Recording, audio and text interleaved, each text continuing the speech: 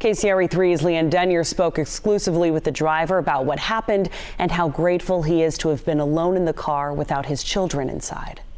As Bishal Malla stood alongside firefighters, he was at a loss for words. I don't know. I'm just speechless at the moment. His Tesla, a skeleton of what it had been just hours before. It's just like all gone. And I'm just so lucky to be alive at the moment. And I'm so glad that my family was not there. He says he was on his way home. He'd been out running errands when the car started shaking. I pull over to check and see if I have a flat tire or something.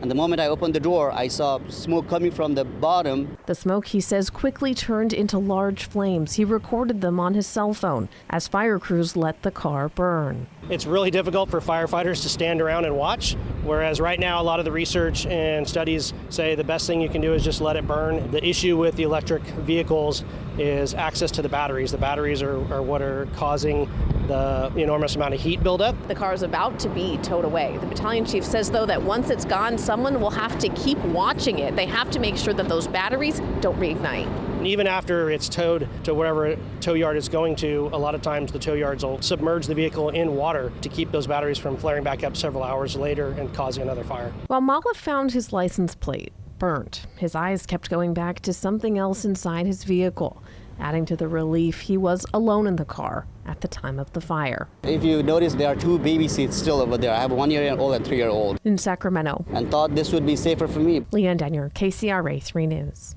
Well, it's so scary. I'm so glad that he is safe. The battalion chief told us it was unclear to first responders on the scene exactly what started that fire.